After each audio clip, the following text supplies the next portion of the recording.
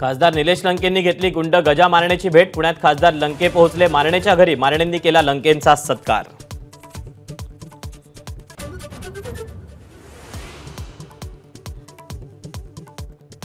निलेश लंकेंनी गजा मारणेंची भेट घेणं चुकीचंच, लंकेंना जाब विचारणार आमदार विद्यात चव्हाणांची प्रतिक्रिया।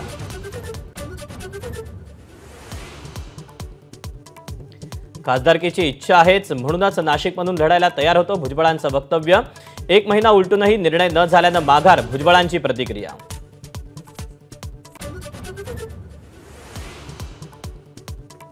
सूर्या प्रकल्प दुर्घटनेच्या बचाव कार्याची मुख्यमंत्र्यांनी केली पाहणी। आर्मी, नेव्ही आणि कोस्टगार्डच्या जवानांकडून बचाव कार्य सुरू। शिखर बँक घोटाळ्यात अजित पवारांना क्लीन चिटला अण्णा हजारेंचा आक्षेप। क्लोजर रिपोर्टला हजारे देणार आव्हान। याचिका दाखल करण्यास हजारेंना कोर्टानं दिला वेळ।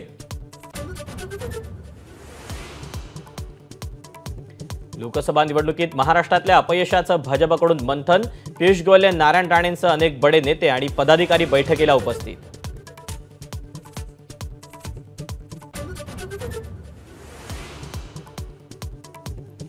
शरद पवारांच्या प्रभावामुळे गेम पालटला। लोकसभा निवडणुकीत चांगलं यश, जयंत पाटलांचं वक्तव्य।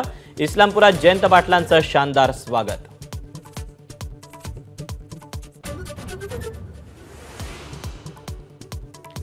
राज ठाकरे जुलै महिन्यात राज्याचा दौरा करणार। विधानसभा निवडणुकीच्या पार्श्वभूमीवर पक्ष संघटन आणि निवडणुकीची तयारी करण्यासंदर्भात राज ठाकरेंचा दौरा।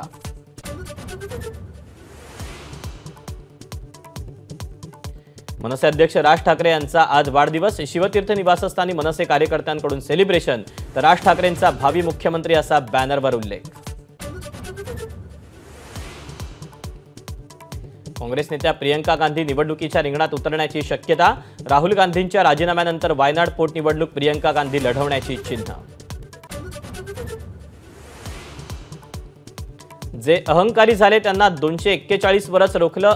आरएसएस नेते इंद्रेश कुमार यांच्या कानपिचक्या, तर रामविरोधी लोकांना 234 जागांवर रोखलं। कुमारांचं टीकास्त्र।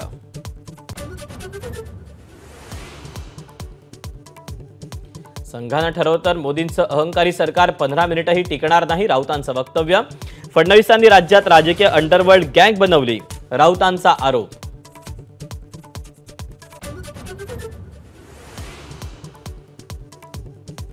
कांद्यासंदर्भात नाफेड आणि एनसीसीएफचे अधिकार गोठवले। कांद्याचे दर आता वाणिज्य मंत्रालय ठरवणार।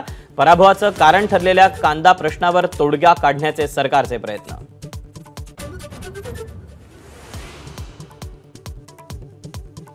पंचेचाळीस भारतीयांचे मृतदेह घेऊन हवाई दलाचं विशेष विमान कुवेतहून कोच्चीत दाखल। अग्नितांडवात केरळमधील 23, तामिळनाडूतील 7 आणि कर्नाटकातील एकाचा मृत्यू।